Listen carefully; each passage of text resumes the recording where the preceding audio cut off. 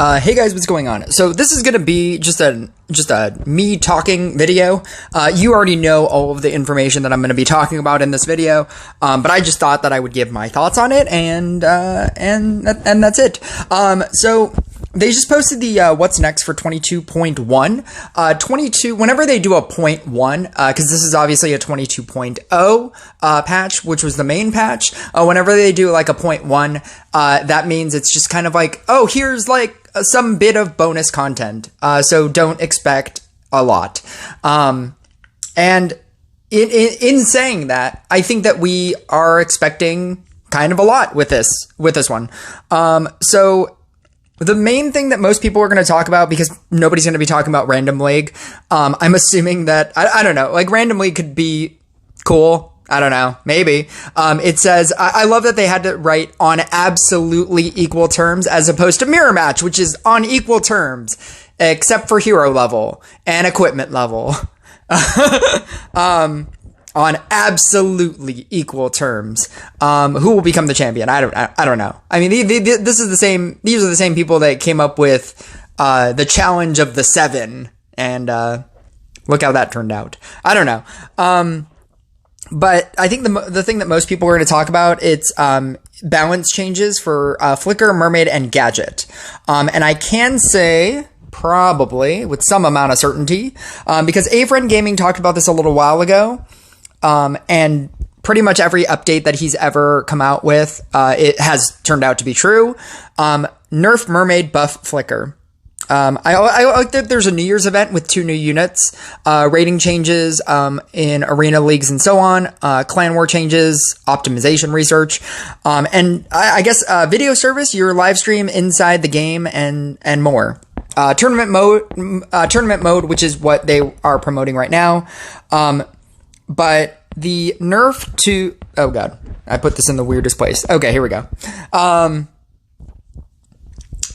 Nerf Mermaid, buff Flicker. There's no other hints on here. That's just Flicker, I believe. That is the tournament mode, and that is all of the heroes that they're going to do stuff with. Nerf Mermaid, buff Flicker. And I have to believe that they're going to buff Gadget. I don't think that the reason why is I don't think that they're going to nerf Gadget, because Gadget isn't even really being played by any of the top players anymore. And Gadget is one of Gadget at some point was the premier hero to get, which is why I have a level 15 version of it. I tried very difficult, for a very long time to get a level 15 Gadget, and Mermaid has overtaken it by miles. Zeus and Necromancer, as legendaries, should be played because they are legendaries. But even when Zeus was out as a legendary, more people were running Gadget. And that should show you how much they buffed Zeus in order for it to be much better than Gadget. But most people don't even play Gadget anymore. Most people would either choose to run Mermaid or Zeus or Necromancer. So I'm pretty sure Gadget is going to get a buff. Gadget it's because they updated so many old heroes like Trainer and Jay, and to a much lesser extent Trickster. Gadget as an epic hero doesn't really feel epic. You're getting a flat damage boost and a flat attack speed boost and a flat crit chance boost, which is the bonus of Gadget. But it's not it's not a good enough bonus to keep in line with everybody else and everything else that everybody else does. So as a level 15 Gadget player, I'm very excited for this update. The buff to Flicker is so slow, and I don't know where it would fit in what deck, like, to make it better. The best deck that you could think of that it would be better in is Bloom Dash Blade Dancer, which was why I was kind of excited to get it, but it moves so slowly because it only moves one space. If they buff Flicker to where it acts like a Portal Keeper and you can move it to any space, as opposed to, oh, I'm going to go onto a food tile and move one space, move one space. Okay, cool. I got the food. Now it's on the other end of the field. I'm going to move one space and then move one space and then move one space. If they made it to where it's like a portal keeper where it could just move to any space, I think it would be much better. And I also think that would make the Blooming Dash Blade Dancer deck a little bit better. I don't know if it would make it better to the point where you would take out Gadget, but it would make it to where you could theoretically take out Portal Keeper, and being able to just simply take out Portal Keeper and use Flicker instead, to where you could literally just level up all of your Blade Dancers to 7s or 6s or 5s and move them with the with Flicker. I think that would make it better. And I think that the fact that they changed the Blade Dancer talent to when it moves, 35% chance. It gave it the Floral Frenzy or the Elegant Parry. It gave that it changed it for the Elegant Parry changed.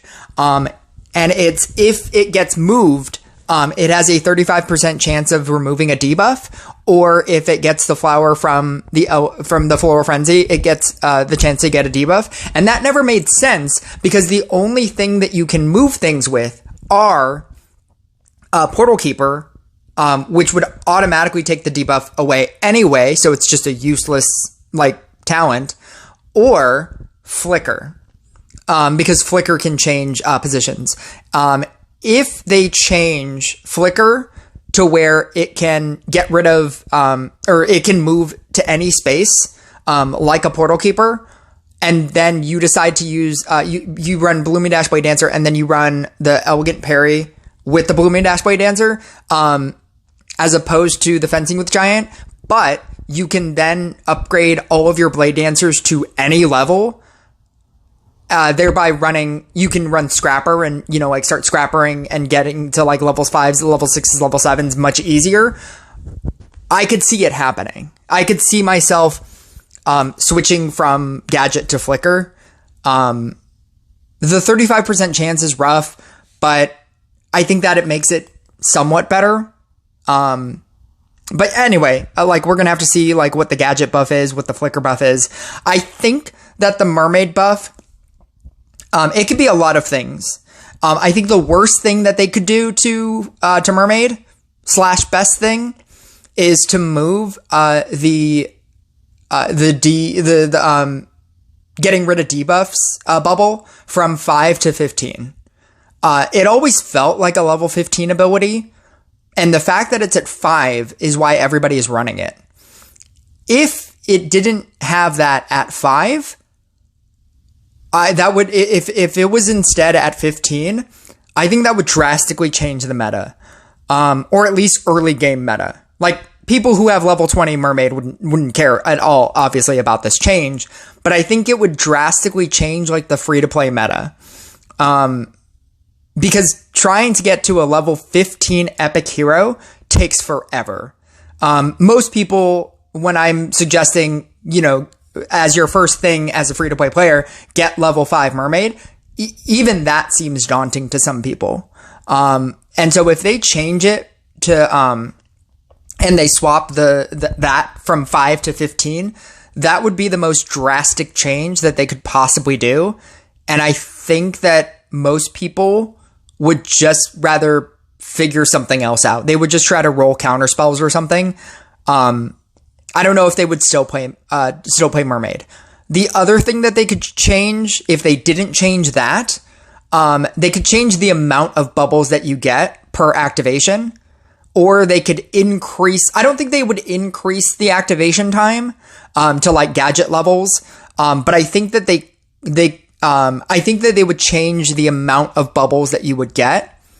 These are just my predictions. I think that they could change the amount of bubbles that you get per activation, or change the amount of time that the bubbles are active for, or some combination of those two. And that would make it significantly worse as well. But it wouldn't make it terrible. I think people would still use it. It would be much worse, but I think people would still obviously use it because it's the best way to get rid of debuffs. People don't use Mermaid for the protection bubble. They use it to get rid of debuffs. The fact that it gives a protection bubble for some amount of time is good, but even if it just went onto the field or splashed the field and then gave you or debuffed things, I think people would still use it. And even if it just immediately disappeared after it like splashed the field, I think people would still use it because it's so good. Those are my thoughts. I didn't have a lot of thoughts about that. And so I wanted to talk about instead, my thoughts on the event. The event that's going to end in 3 days, which seems very soon. I think it's good. I think for $10, if you're able to get to the 500, when you get to the 500, the 8550 goalpost, you will have enough, assuming you didn't use it on anything else, and you shouldn't be using it on anything else, you will get a Riding Hood. If you get to the 8550, that is your first milestone. If you get all the way to the 13,000, you will get another Riding Hood. And if you theoretically get 100 spins, assuming that you don't get the 0.2% chance of getting it here, you can get a potential third Riding Hood, getting you up to 9. I think that gets you up to 9. And then you can unlock the first talent. Riding Hood is obviously super good. It's overly good, which means that they're probably going to nerf it in a subsequent patch. But usually when a unit comes out, it's usually overly powered. And I think Riding Hood right now is incredibly overly powered. Games by the Beach did a level 7 or something against a Max Culsis, and he won. It's just basically in like a Witch, Gift of the Raven, Night Statue deck, and you just run Riding Hood, and it's really good. And he wasn't even running Scrapper. He was just like Harley Quinn Dryading his Riding Hood up to 7 up to level 7, and it was just the amount of the attack speed that it has at level 7 with the 10 eats is insane. But I do for the rest of talking about the rest of this event, I think it's fun. I think that whenever they do modifiers, I think that makes the game interesting. All of the different Halloween themed modifiers that they've had, all the patch note where they had to change all of them. If you don't know about that, it's in the Discord. They had to change a bunch of the modifiers. So like we were all the beta testers for that first week, and then they're like, there's going to be a second wave of these modifiers, and we're changing them. I like that Pumpkin Fever is going to finally be over because I hate it. I'm waiting for Full Moon because that's the best one. And yeah, anything that gives you free stuff, I'm all for. And you can say that, like the left side, like you have to pay for it. But I think that even as a person that paid for it, I'm still not at any of these milestones. I'm not at 8550. We only have 3 days left. I haven't, in 45 spins, I haven't randomly gotten a Riding Hood, and I'm, 55 away from getting one. I'm a whole lot away from this. There's a part of me that doesn't even know if I'm gonna get it, and I spent like the $10 to get the 2. Or the $10 to obtain all of these extra ways of getting all of these things. I've done basically all the quests. I've been completing all of the quests all the time. And it's really difficult. Like, it's really difficult to get it, but I like that they gave you so many ways to get it. I appreciate that. I appreciate that you can technically get 3, maybe if you just play the game. Like, in 3 days, I'll have more thoughts on this, I suppose. If I get a level 9 Riding Hood because I've accomplished all of these things and paid the $10, I think that if I get a level 9 Riding Hood at the end of this event, I think that was all worth it. Like, three legendaries is crazy for $10. 3 legendaries and all of these rewards. any event or any content in this game that gives you free stuff is good. And because they don't have to. They don't have to give you free stuff if they didn't want to. This whole thing could be gated by, like you have to pay $10.